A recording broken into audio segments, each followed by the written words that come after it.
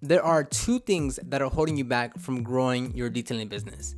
Number one is you're not putting enough time and energy into your sales and marketing skills. And number two is detaching yourself away from the business by putting in systems and operations in place for the day-to-day operations. In this video, I'm going to go more in depth of those two things and explain what you can do to solve that. I actually asked this question a while back on this YouTube channel, where why is it that the detailing industry isn't so accustomed or isn't a common thing or isn't a normal thing to do to build like a 6 or 7 figure business, as opposed to like your other service-based businesses like carpet cleaning, dentistry, fitness studios. Why do those typically, it's usually not out of the norm for them to build like a 6-7 figure company that have multiple facilities or multiple vans with dozens of techs. That's kind of normal. That's definitely nothing new in those industries. But in the detailing industry, you don't see many of that. You don't see that happening too often. You'll have those big car wash lots where they're focused on volume. The quality isn't all there. The pricing isn't that high, but they do have a lot of volume. So you have those type of facilities. But as far as having a one-man shop growing to 2, then 3, then 4, then 5-man people, doesn't really happen too often. Now there are dozens and dozens of other variables that come into consideration when we're kind of comparing why do those industries grow and have much higher success or build a bigger company than us detailers. But keeping that aside, number one will be, again, your sales and marketing. And by that, I just don't mean you go on a detailing forum, you go on a Facebook group and you ask, hey, how do I rank my website in the first page of Google? How do I run Facebook ads? How do I run Google AdWords? How do I use Instagram? How do I build a website? How do I follow up with customers? How do I send out an email? I don't mean just asking them and getting a simple response. I mean by investing your skin, investing money into a training program that teaches you extensively and in depth what you need to do whatever type of marketing channel you're gonna go after. So with me personally, like when it came to SEO, I actually knew it very well, but for some reason I wasn't getting the results that I wanted. And instead of just bickering and whining and it not working out, I said, let me go find a consultant, let me pay him, let him help me, let him guide me, and then let me see the results I get after that. 8 months later, my phone's blowing up every single day. And that's what I've been doing ever since. I'm more than willing to spend thousands of dollars on training programs or paying with consultants because I know the benefit I get from that. And I think that's where a lot of us are stuck, is that you don't want to spend out money, you don't want to invest this money because it's either it costs too much, you can't afford it, you don't think you can make your money back, it's too much information, you need to be tech savvy, you need to have this, you need to have that, you don't have a team, and all these other excuses. But realistically, sales and marketing is by far one of the bigger drivers of any business, bar none, right? So if you don't have your marketing in place, right, if you can't generate traffic, if you can't generate leads, if you can't generate sales from those leads, then the default option is you're gonna stay small. There's not many other ways you're gonna be able to increase your business, increase your growth, get other people to know you and know who you are and know who you are in your city, if you're not investing in yourself to develop those skills in order to get your name out there a lot more. And yes, you are right, it is a lot of work, it is a lot of knowledge you have to take in, it is a lot of trial and error that you'll have to do once you acquire that knowledge, and it is a very time-consuming process from learning a completely new skill, developing it, trying it out, and then being good enough to be able to execute it over time and time again in your business. What I did and what I always recommend is choose one marketing channel, just one marketing platform that you just want to completely capitalize. You want to squeeze as much juice and as many customers as you can out of that. So if you want to focus on SEO, if you want to focus on Instagram, if you want to focus on Facebook ads, on Google AdWords, if you want to do, if you want to focus on word of mouth, then find programs, find coaches, find consultants, find resources that are completely focused on that topic. Yes, you have to pay money, and that's absolutely okay, because what you have to think about is, what are you going to get from buying this program, from getting help from this coach? What will you get from it? Don't think the money you're going to spend, but over the next 12 months, how much money can I get back from this? Well, how long can I use this? I'm not going to use it just for a one-time moment the next week. I'm going to use this all time and time again throughout my business, and it's going to keep on bringing in me money. So don't think just about how much am I going to pay away. Oh, I can't afford that. That's too much. Oh, I can't afford that right now. Instead, think about, what am I going to make over the next 12 months? What does it cost me to not invest in this program? And I'm not trying to sell you anything, but it's a true mentality of business. And if you generally want to grow, if you want to increase your traffic, if you want to increase your leads, if you want to increase your sales, if you want to increase your revenue, then that's a lot more knowledge and skills you have to acquire. And the only way you're going to get those skills by truly developing those skills to be able to execute on what you need to do. It's going to be investing in yourself. It's going to be investing in books. It's going to be investing in courses. It's going to be investing in coaches, investing in consultants to help you out, to give you direct knowledge on this is what you do, this is your business, this is how you can execute, this is what you can do over XYZ amount of time. So I'm a big believer, because I myself pay a lot of money to training programs and coaches to help me out in my business to develop my skills.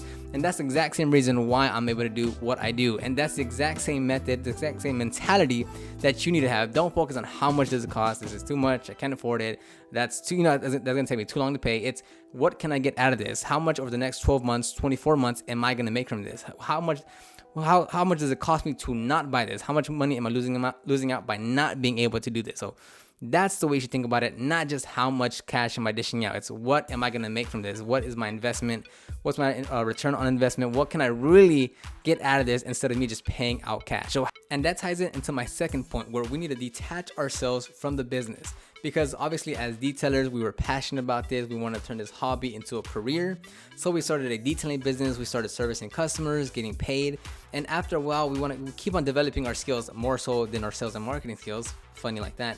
But we keep on developing our detailing skills. And then after, so many months and years, we think we're the only ones that can do it, that no one has the eye like I do. No one works as hard as I can. No one does anything like I do.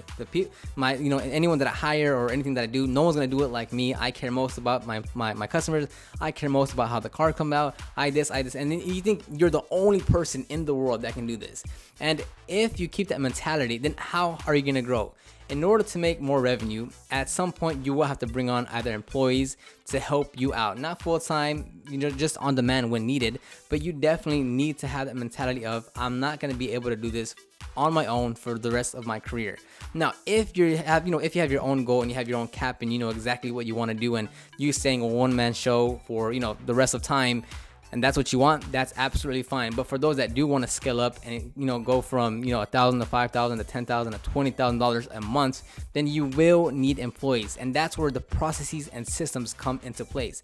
As as custom, as tailored, as as unique that you think you are, there are plenty of systems, processes, checklists that you can put in place to help you streamline your workflow. And if you bring on someone else, they'll easily, or at least less stressfully, pick up what you do. Now, this doesn't mean you're gonna clone yourself, but it does mean that having an exact step-by-step system, and hey, look, when a customer gets here, this is what we do. When they say they want an interior cleaning, this is how we do the interior cleaning. When they want a wash and wax, this is how we're doing wash and wax. These are the products we use. These are the steps that we do. If you needed to ask me any questions, reference your checklist, reference your instructions, reference your just everything that I give you, and those are the answers that I would give you. And that's a much better approach than you thinking you're the only one that can do it. So all the knowledge and skill set that you have in your head that you think you own, put it into a resource that you can literally hand off to an employee, that you can hand off to someone and say, hey, look, this is step 1, 2, 3, 4, 5, 6, 7, 8, 9, 10 that I do every single time. And think about it like this. If you were to get sick tomorrow, if you wanted to go on vacation, if you got hit by a bus, if you just, for some odd reason, you can't work for the next week, could you bring someone else in, or could your employee just handle everything without you being there? Maybe you got hurt, maybe, you sprained an ankle, whatever the case, and you can't be there. Can someone just step in, or can you hand them something to just say, hey, look, this, I'm not going to be there, but this will help you 80% of the time. So that's another thing that's a huge critical part into the business of, you need to be able to remove yourself from the business. That way you can bring in more people. So the sales and marketing is going to create more traffic, more leads, more sales. On top of that, you also need to combine that with placing systems and processes in your business. When you do start to get more leads and sales, you'll be able to do the same thing and get more employees to handle all that work. Because what's the point of investing in marketing, investing in sales, getting a lot more leads, being able to raise your prices, and then you can't even keep up with the demand? So the sales and marketing is going to build up the revenue, build up the traffic, build up the leads, and then the systems and processes is going to help you keep hand to hand with that, to make sure that you're not losing a lot of customers, that you're not saying, hey, it's going to take me 4 hours, and then it actually take you 7 hours, and then the customer gets mad, and then so many things. So sales and marketing to increase traffic, leads, and sales, and then placing systems and processes in your business so that others can start performing those tasks. I think those are by far one of the two more crucial parts into really growing a detailing business. And obviously, like I said, there's many other variables that go into this. far more than we can talk in a video, but definitely those two I'd say are a huge critical part into trying to grow your business. Now, how much, what does growing mean? How much revenue is that per month? That's on you.